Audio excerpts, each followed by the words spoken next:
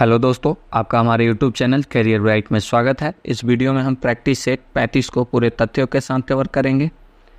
यह practice set जो है एडुटेरिया पब्लिकेशन की बुक बिहार वस्तुनिष्ठ समान अध्ययन से लिया गया है तथा यह वीडियो जो है बिहार के सभी आगामी प्रतियोगिता परीक्षा के लिए अति महत्वपूर्ण है, तो इसे अंत तक देखें तथा ज़्यादा से ज़्यादा लाइक, सब्सक्राइब और शेयर करें। तो आइए श्री गणेश करते हैं। आज का हमारा पहला सवाल है, बिहार में लोकसभा के लिए कितने सदस्य चुने जाते हैं? बिहार से लोकसभा के लिए कितने सदस्य चुने जाते हैं? तो आंसर होगा 40, ऑप्शन डी 40 सदस्य चुने जाते हैं, जिनमें से 6 सदस्य जो है अनुसूचित जाति से चुने जाते हैं। अर्थात अनुसूचित जाति के लिए 6 सीट क्या है, आरक्षित की गई है। अगर बिहार विधानसभा की बात की जाए तो बिहार विधानसभा में 243 सीट है, जिसमें से 40 सीट जो है आरक्षित है, 40 में से 38 सीट जो है अनुसूचित जाति के लिए, बाकी 2 सीटें जो हैं अनुसूचित जनजाति के लिए। अगर कई बार ये भी पूछा जाता है कि 2 सीटें जो अनुसूचित जनजाति के लिए वह कौन सी सीटें हैं, तो मनिहारी जो कि कटिहार में है और कटोरिया जो कि बांका जिले में है।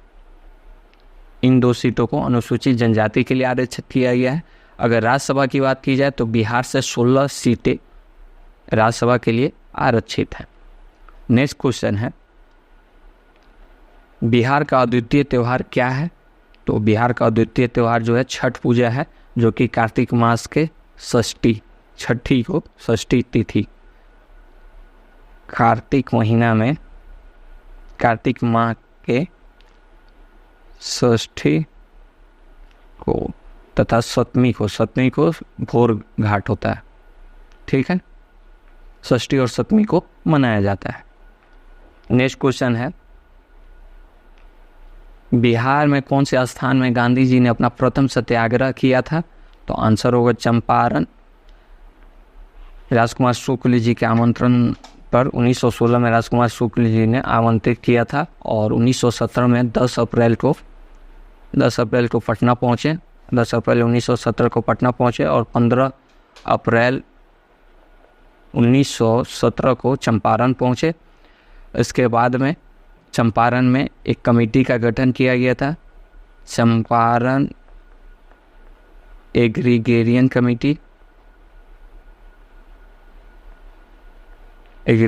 कमेटी, जिसके अध्यक्ष जो थे एफजी सलाई अध्यक्ष थे। 6 सदस्यीय कमेटी थी और गांधी जी भी इसके सदस्य थे।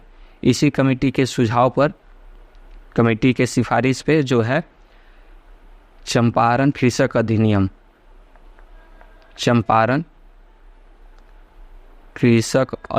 पारित हुआ।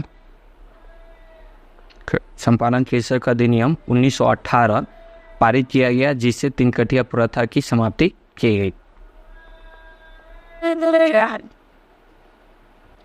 नेक्स्ट क्वेश्चन है, पटना में किस सिख गुरु का जन्म हुआ था? तो आंसर होगा गुरु गोविंद सिंह जी का। इनका जन्म जो है 1666 ईस्वी में हुआ था। गुरु गोविंद सिंह जी से पहले जो है गुरु नानक देव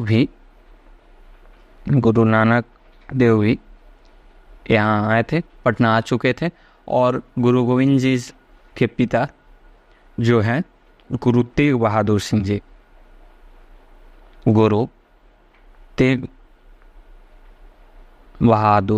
जी जो हैं वह भी पटना आए थे। तो 3 सिख गुरु जो हैं बिहार आ चुके हैं। नेक्स्ट क्वेश्चन है, 1922 में गया कि इंडियन नेशनल कांग्रेस के अधिवेशन के अध्यक्ष कौन थे? तो आंसर होगा चित्तरंजन दास, ऑप्शन ए। और यह अधिवेशन जो था 38वां अधिवेशन था। इससे पहले जो है 1912 में पटना में अधिवेशन हुआ था और पटना के बांकीपुर में, और इसके अध्यक्ष जो थे RN माडगोलकर थे। ठीक है, और एक और अधिवेशन जो है 54वां अधिवेशन 1940 में रामगढ़ में हुआ था। रामगढ़ जो कि वर्तमान झारखंड में है, और इसके अध्यक्ष जो थे अब्दुल कलाम आज़ाद थे। कलाम आज़ाद इसके अध्यक्ष थे। नेक्स्ट क्वेश्चन है, जयप्रकाश नारायण किस नाम से पहचाने जाते हैं? तो जयप्रकाश नारायण जो हैं लोकनायक के नाम से जाने जाते हैं। ठीक है। लोकमान्य बाल गंगाधर तिलक जी को कहा जाता है। जयप्रकाश नारायण जी को जो है 1999 में भारत रत्न से सम्मानित किया गया था। बिहार में डालमिया नगर किसके लिए प्रसिद्ध है? तो आंसर होगा सीमेंट के लिए। डालमिया नगर किस जिले में है? तो रोहतास जिले में है, रोहतास। और रोहतास तथा कैमूर जिले का जो एरिया है कैमूरांचल, ये पहाड़ी जो है विंध्य श्रेणी के क्षेत्र में आता है। विंध्य पर्वत श्रेणी का हिस्सा है जहाँ चूना पत्थर पाया जाता है। ठीक है, चूना पत्थर तथा पायराइट पाया जाता है। नेक्स्ट क्वेश्चन है, निम्नलिखित में से कौन सा शहर बिहार के सबसे पूर्वी भाग में स्थित है? तो ऐसे तो बिहार के सबसे पूर्वी भाग में जो है किशनगंज स्थित है। चूँकि यहाँ किशनगंज नहीं दिया है तो पूर्वी भाग में 3 जिले हैं, पूर्णिया, कटिहार। किशनगंज, पूर्णिया और कटिहार। तो किशनगंज और कटिहार के बीच में पूर्णिया है जो कि पश्चिम साइड में दबा हुआ है। तो कटिहार ही जो है किशनगंज के बाद सबसे पूर्वी एरिया, ऑप्शन सी। इस तरह से मैप है, इस तरह से। तो ये वाला जो एरिया है यह किशनगंज का है जो कि सबसे पूर्वी हिस्सा है, और ये जो है पूर्णिया का है, और ये वाला हिस्सा जो है कटिहार का है। तो किशनगंज अगर दे रखा ऑप्शन में तो अच्छी बात है, नहीं दे रखा है तो कटिहार सबसे पूर्वी स्थित है। नेक्स्ट क्वेश्चन है,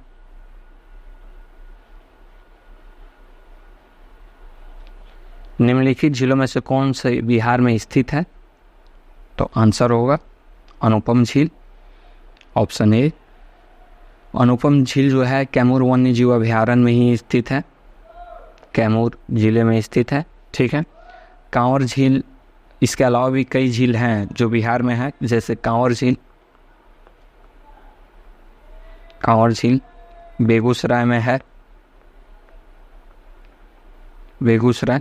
और यह जो है रामसर स्थल भी है, कांवर झील रामसर स्थल है। अच्छा, एक चीज़ और याद रखें, कल अर्थात 17 सितंबर था, आज 18 सितंबर है, तो 17 सितंबर 2023 को शांति वन जो है उसको यूनेस्को वर्ल्ड हेरिटेज साइट में शामिल कर लिया गया है भारत के। ठीक है। तो अब भारत में 41 वर्ल्ड हेरिटेज साइट हो गया है। ठीक। नेक्स्ट क्वेश्चन है, रिक्त स्थान को पूर्ति कीजिए। डैश डैश में बंगाल और बिहार में भूमि पर किराएदारों के अधिकारों को बंगाल किराएदारी अधिनियम द्वारा दिया गया था। तो आंसर होगा 1885 में। ठीक है, 1885 में बंगाल किराएदारी अधिनियम लागू हुआ था।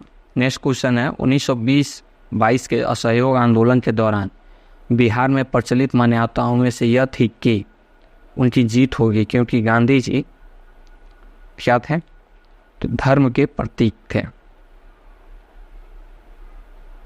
ठीक है, धर्म के प्रतीक थे।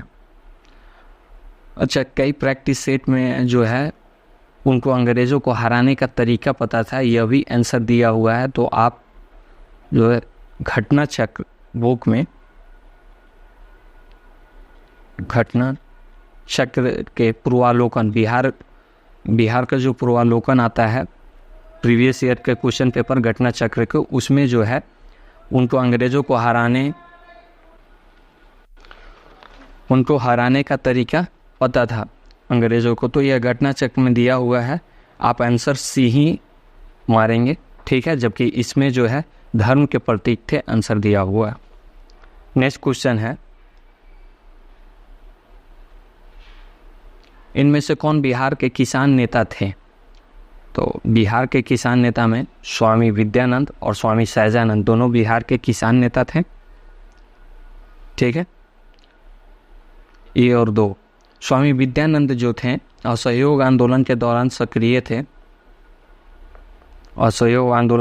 सक्रिय थे और दरभंगा में ही सक्रिय थे, दरभंगा के महाराजा के अगेंस्ट में। जबकि स्वामी सहजानंद सरस्वती जो है बिहार प्रांतीय किसान सभा तथा अखिल भारतीय किसान सभा के अध्यक्ष रह चुके थे। नेक्स्ट क्वेश्चन है, किस क्षेत्र में राहुल साकिन्यान 1920 के असहयोग आंदोलन में सक्रिय थे? तो आंसर होगा Chhapra, option A. Next question है, निम्नलिखित में से कौन सा कथन सही है? 1857 में दरभंगा, डुमराव और हथुआ के महाराजाओं और उनके साथी जमींदारों ने आदमी तथा पैसे से अंग्रेजों की मदद की, यही सही है। ठीक है, 1857 के क्रांति में अगर कई राजे महाराजे अंग्रेजों का साथ ना देते, उन्होंने विद्रोहियों का साथ नहीं दिया, तब भी कोई बात नहीं। अगर वो अंग्रेज़ के भी साथ ना देते तो कहानी कुछ अलग ही होती। आइए इस वीडियो का आखिरी क्वेश्चन को देखते हैं। क्वेश्चन है, किसने दुखी आत्मा, दुखी हृदय जैसे छद्म नामों के तहत लिखकर चंपारण के किसानों की दुर्दशा पर प्रकाश डाला था? तो आंसर होगा पीर मोहम्मद मोनीस। ठीक है, इनकी एक पुस्तक थी चंपारण की प्रजा पर अत्याचार। चंपारण की प्रजा पर अत्याचार उनकी पुस्तक थी जिसे अंग्रेजों ने जब्त कर लिया था। तो इसी के साथ यह वीडियो कंप्लीट होता है। आप सभी का अंत तक बने रहने के लिए धन्यवाद।